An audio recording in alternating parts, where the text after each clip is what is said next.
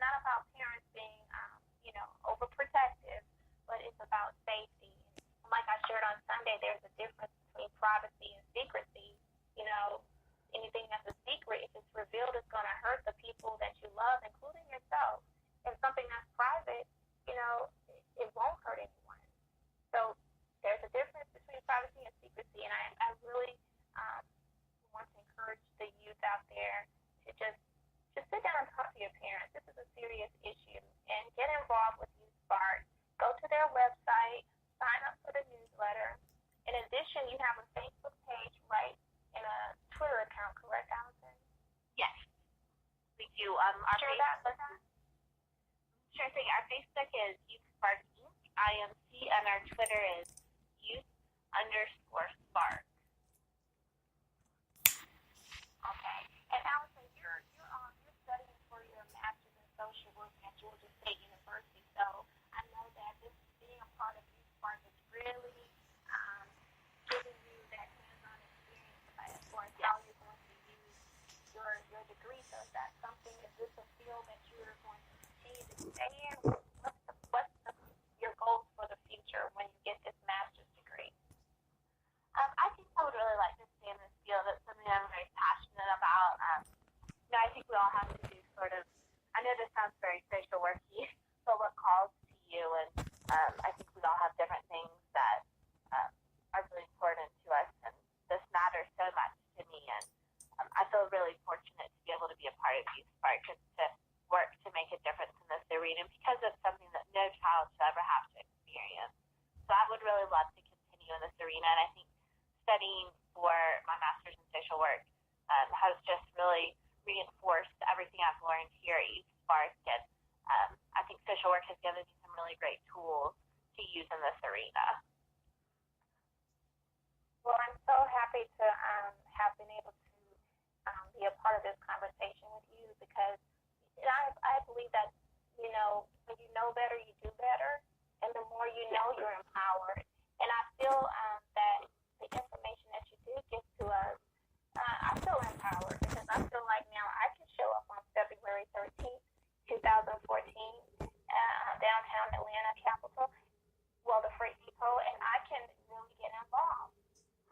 Well, that was our segment on podcast, and it was Jennifer speaking for Therapy Girl. I hope it brought some light to this issue, and I agree with a lot of what she said. It is time to discuss it. The discussion needs to happen. There's a lot of things that have to be discussed that aren't always pleasant, are not always pleasing, but we have to do it. And we really have to be diligent and pay attention to our surroundings. Not just for yourself, but for your kids in school, whatever. Be more cautious. Be very aware of what's around you, where you're at, the people, whatever. Always watch where you're at. Always be aware. Always listen. Always watch. I learned at a very young age, and I followed it when I was younger. I probably wouldn't have been such a mad teenager. You got to learn to pick and choose your battles. I choose this battle only because I want to stop these creepazoids from thinking this is okay to do. I'm here to tell you that it's not okay to do. And whoever's doing it, group people, one person, two persons, three persons, it doesn't matter. I guarantee you one day, one state is going to take y'all down. Or wherever it's going on, like, hey, there is sex trafficking in Texas. I have to admit, there is. Although, San Antonio is a great little town. It's an awesome town. Good people. We have a good police force. We have a good sheriff's department. I can't say that too often, but it's true. Of course, it depends on who stops you or who's talking to you for whatever reason. Of course, it can change. It only takes one bad apple to spoil the whole kit thing. And once it's spoiled, boy, oh boy, I can't imagine unspoiling it. Unfortunately, none of us, or at least for me, I'm just not sweet enough to do it. Just like rain, people go, oh, I don't want to walk in the rain, this, that, I'll get wet. Why? You won't melt. Not made of sugar. We do have to get involved. They were right on that. We do have to start getting involved. It is necessary for each and every person, state, community, whatever, street block, cul-de-sac, whatever you want to call it. Everybody needs to get involved and start a conversation. And do some brainstorming, get some ideas, share your point of view, share your information if you have any. Just don't turn these airwaves into a Jerry Springer wannabe show, because it's not that. I don't think it needs to come to that. Although, you know what? To the people that are doing this and holding kids and humans with against their will, you know what? Maybe it should happen to them.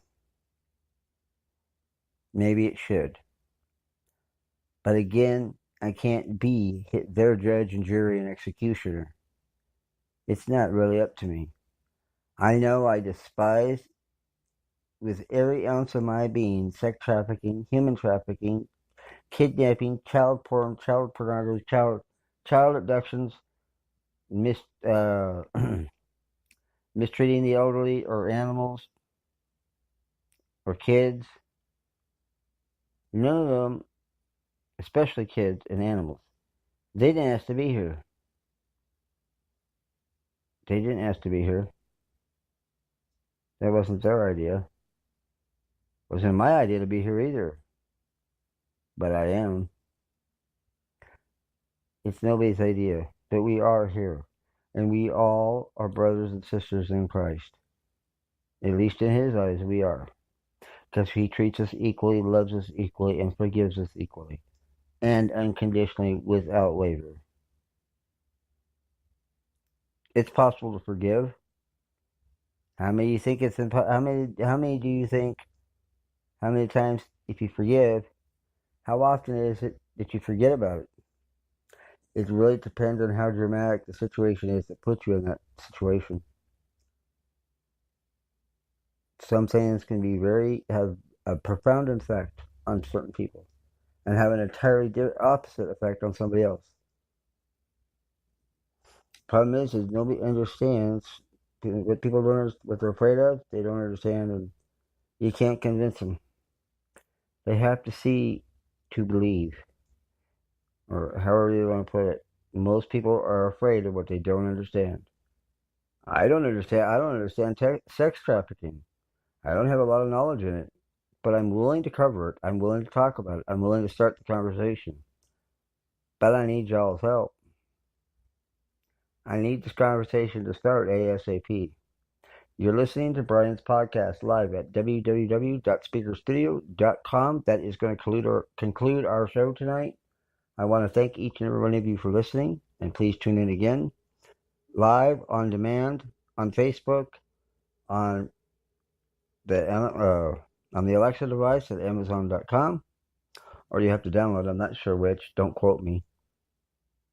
Or you can just play it here or listen to it here live, or demand Facebook, iTunes, Apple Music, and all of them.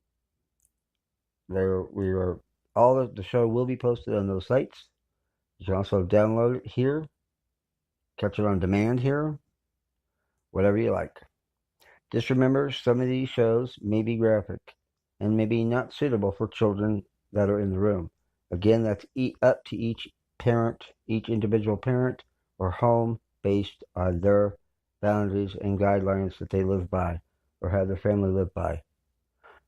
For me, for everybody at Speaker Studio, for Diane McKempson and her family, and the people who do care that are opening up and finally talking about current events and human trafficking, sex trafficking.